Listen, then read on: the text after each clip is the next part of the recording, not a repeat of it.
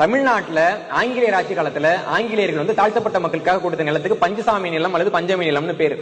சுமார் 12 லட்சம் ஏக்கர் நிலத்தை அவங்களுக்கு கொடுத்தாங்க. சட்டப்படி ஒரு குறிப்பிட்ட சமூகத்துக்கு கொடுக்கப்பட்ட நிலத்தை அந்த சமூகத்தை சாராத வேற சமூகத்தில் இருக்கவங்க கைமாற்றி விட முடியாது. அதான் சட்டம், பஞ்சசாமி நிலத்தினுடைய சட்டம்.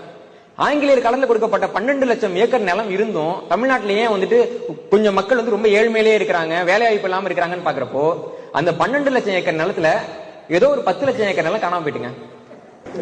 10 லட்சம் ஏக்கர் பஞ்சமி நிலங்கள் பகுத்தறிவு திராவிட ஆட்சியில காணாம போச்சு. மா கருப்பசாமிங்கிற ஒரு ஆர்டிஐ போட்டு வாங்கின தகவல் இது, கவர்மெண்ட் கொடுத்த தகவல். 10 லட்சம் ஏக்கர் நிலம் காணும். பிராமணருக்கு வந்துட்டு ஏதோ 1 ஏக்கர் நிலம் கொடுத்தாரு, 2 ஏக்கர் நிலம் கொடுத்தாருன்னு சொல்லி அழுது புரண்டு சட்டை கிழிச்சிட்டு இருக்க அந்த பைத்தியங்களை பார்த்து கேட்கிறேன், 10 லட்சம் ஏக்கர் நிலத்தை காணும். வாங்கி கூட 1925க்கு முன்னாடி இருந்த முரசொலி பத்திரமே உனக்கு காணுன்ற. எங்க போச்சு இந்த பத்திரம்? திடீர்னு என்ன நிலம் முளைச்சு வருது அவங்களுக்கு எல்லாம் தமிழ்நாடு முழுக்க. அப்போ நிலம் காணாமல் போனதான் பிரச்சனைனா விஜயநகர ஆட்சியிலே விவசாயிகளிடமிருந்து பிடுங்கப்பட்ட நிலத்தை பத்தி பேசுங்க, திராவிட ஆட்சியிலே தாழ்த்தப்பட்ட மக்களிடம் பிடுங்கப்பட்ட நிலத்தை பத்தி பேசுங்க. அவ்வளவுலாம் வேணாங்க. பரந்தூரில் தாங்கள் விவசாயம் செய்யக்கூடிய நிலத்துக்காக ஆண்டுக்கும் மேலாக விவசாயிகள் போராடிட்டு இருக்காங்க. மேல் மாவுல சிப்காட்டுக்கு எதிராக விவசாயிகள் போராடினாங்க.